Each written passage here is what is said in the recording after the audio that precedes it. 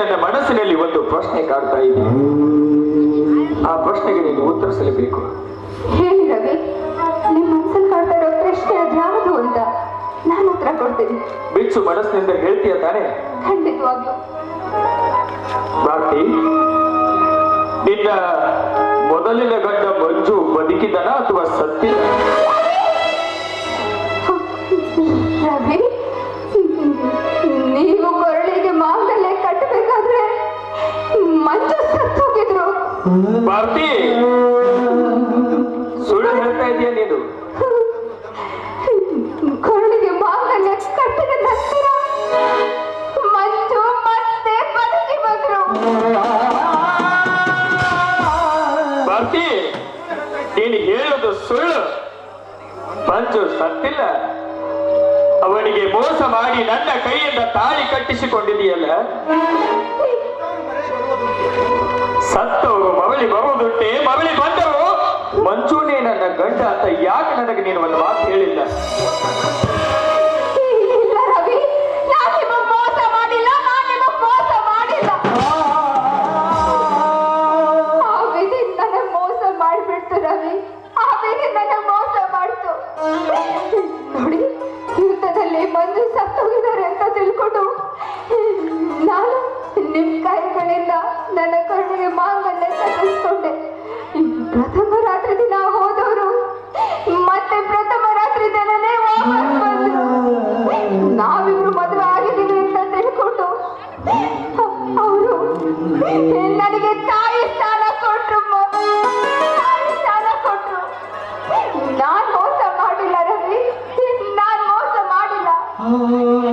ಭಾರತಿ, ಮಂಜುಗೆ ನೀನೇನು ಮೋಸ ಮಾಡಿದ್ಯಾ? ಆದ್ರೆ ನಾನು ಯಾವತ್ತೂ ಮೋಸ ಮಾಡುವುದಿಲ್ಲ ಭಾರತಿ, ಯಾವತ್ತೂ ಮೋಸ ಮಾಡುವುದಿಲ್ಲ. ಅದು ಹೇಗೆ? ಭಾರತಿ, ಮಂಜು ತಾಳಿ ಕಟ್ಟಿದ ಹೆಂಡತಿಗೆ ನಾನು ತಾಳಿ ಕಟ್ಟಿರುವೆ. ಮಂಜು ಸತ್ತಿದ್ದರೆ ಅವನ ಪಾಲಿಗೆ ಆಶೆ ಆಕಾಂಕ್ಷ ಎಲ್ಲ ಸತ್ತು ಹೋಗ್ತಿತ್ತು. ಆದ್ರೆ ಆ ಮಂಜು ಈಗ ಬದುಕಿದ್ದಾನೆ. ಅವನು ಕಂಡು ಮುಂದೆ ನಾವು ಸಂಸಾರ ಮಾಡಿದರೆ ದೇವರು ಮೆಚ್ಚುವನೇ? ಅದು ಅಲ್ಲದೆ ದೇಶ ಪ್ರೇಮಿಯಾದ ಅವನಿಗೆ ಮೋಸ ಮಾಡಲು ನಮ್ಮ ಮನಸ್ಸು ಒಪ್ಪುವುದೇನು? ಭಾರತಿ, ಜೀವನದಲ್ಲಿ ಖಳನಾಯಕನಾಗಿ ನಟನೆ ಮಾಡುವುದು ತುಂಬಾ ಕಷ್ಟ ಭಾರತಿ, ತುಂಬಾ ಕಷ್ಟ. ಅದು ಅಲ್ಲದೆ ತನ್ನ ಹೆಂಡತಿಯನ್ನು ತನ್ನ ತಾಯಿ ಅಂತ ಹೇಳುವಾಗ ತನ್ನ ಮನಸ್ಸು ಎಷ್ಟು ಪೂರ್ವವಾಗಿರಬೇಕು ಭಾರತಿ.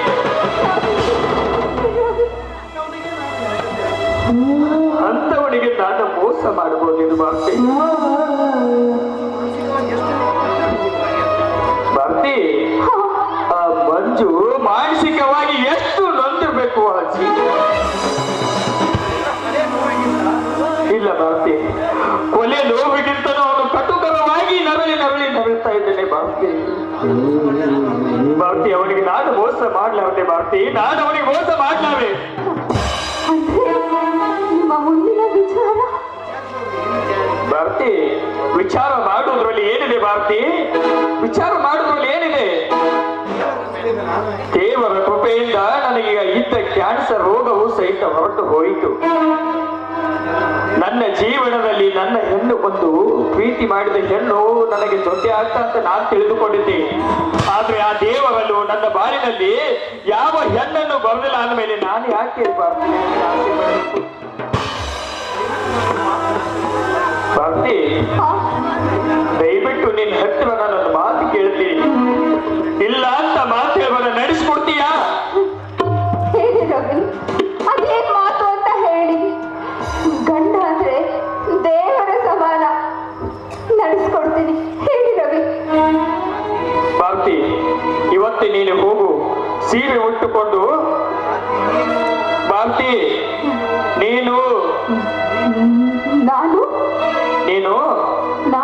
ಇವತ್ತು ಒಳಗಡೆ ಹೋಗಿ ಸೀರೆ ಉಟ್ಟುಕೊಂಡು ತಲೆ ತುಂಬ ಹೂವನ್ನು ಮುಡಿದುಕೊಂಡು ಬಾ ಭಾರತಿ.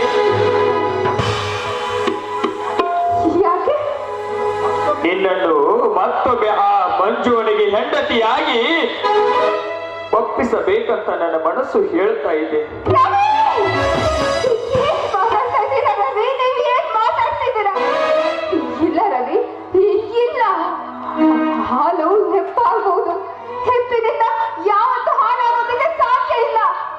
ಭಾರತಿ, ಬೇವಿನ ಮರವು ಎಷ್ಟೇ ಕೈಯಾದರೂ ಔಷಧಿ ಆಗಬಹುದು ಭಾರತಿ. ಅದು ಭಾರತಿ, ಮಂಜುವಿನ ಬಾಳಲ್ಲಿ ನೀನು ಔಷಧಿ ಆಗಲೇಬೇಕು ಭಾರತಿ, ಔಷಧಿ ಆಗಲೇಬೇಕು. ಇಲ್ಲ ರವಿ, ಇಲ್ಲ, ಅದು ನನ್ನಿಂದ ಸಾಧ್ಯ ಇಲ್ಲ ರವಿ, ಸಾಧ್ಯ ಇಲ್ಲ. ಭಾರತಿ, ರವಿ, ನನ್ನನ್ನು ಬಿಟ್ಟು ನೀವು ಬದುಕಿರ್ತೀರ ರವಿ? ಖಂಡಿತವಾಗ್ಲೂ ಬದುಕಿರೋದಿಲ್ಲ.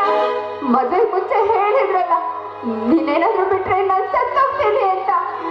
ನೀವು ಬದುಕಿರೋದಿಲ್ಲ. ನೋಡಿ, ಮಂಜು ಯುದ್ಧದಲ್ಲೇ ಸತ್ತೋದ್ರು ಅಂತ ತಿಳ್ಕೊಳ್ತೇನೆ, ಯುದ್ಧದಲ್ಲೇ ಸತ್ತೋದ್ರು ಅಂತ ತಿಳ್ಕೊಳ್ತೇನೆ. ಭಾರತಿ, ನಿನಗಿದು ಅರ್ಥವಾಗದು. ನನ್ನ ಮಾತು ನೀನು ನಡೆಸಿಕೊಳ್ಳಲೇಬೇಕು ಭಾರತಿ, ಈ ಗಂಡನ ಮಾತು ನೀನು ನಡೆಸಿಕೊಳ್ಳಲೇಬೇಕು. ಇಲ್ಲ, ಇಲ್ಲ ರವಿ, ಅದು ಸಾಧ್ಯ ಇಲ್ಲ. ನೋಡಿ ಭಾರತಿ, ಹೋಗು. ಇವತ್ತೇ ನೀನು ಹೊಸ ಸಿವಿಯನ್ನು ಹೊತ್ತು ತಲೆಗೆ ಹೂವನ್ನು ಮುಡಿದುಕೊಂಡು ಬೇಗನೆ ಬಾ ಭಾರತಿ. ಇಲ್ಲ ರವಿ, ಇಲ್ಲ, ಸಾಧ್ಯ ಇಲ್ಲ. ನೀವೇ ನನ್ನ ಪತಿ, ನಾನೇ ನಿಮ್ಮ ಸತಿ. ಭಾರತಿ, ಮಂಜುವಿನಿಗೆ ನಿನ್ನನ್ನು ಒಪ್ಪಿಸಿ ನಾನು ನಿನ್ನ ಮಗನಾಗಬೇಕಂತ ನನ್ನ ಆಸೆ ಭಾರತಿ, ನನ್ನ ಆಸೆ. ಏನ್ ಮಾತಾಡ್ತಿದ್ದೀರಾ ರವಿ? ಏನ್ ಮಾತಾಡ್ತಾ ಇದ್ದೀರಾ? ಸಾಧ್ಯ ಇಲ್ಲ. ನೋಡಿ, ನಾನೇ ನಿಮ್ ಸತಿ, ನೀವೇ ನನ್ನ ಪತಿ. ಭಾರತಿ, ಸಮಯ ಆಯ್ತು, ಸಮಯ ವ್ಯರ್ಥ ಮಾಡಬೇಡ, ಬೇಗನೆ ಬಾ ಭಾರತಿ, ಬೇಗನೆ. ಗೊತ್ತಾಯ್ತು ರವಿ, ನನ್ನನ್ನ ನೀವು ಎಲ್ಲಿ ತಪ್ಪಿಸ್ತೀರ ಅಂತ ನನಗೆ ಚೆನ್ನಾಗಿ ಗೊತ್ತಾಯ್ತು. ಬೇಗ ಹೋಗು ಭಾರತಿ, ಸಮಯ ವ್ಯರ್ಥ ಮಾಡಬೇಡ, ಬೇಗ ಹೋಗು. ಬದುಕಬೇಕೆನ್ನುವ ಭಾಗ್ಯ ನನಗಿಲ್ಲದ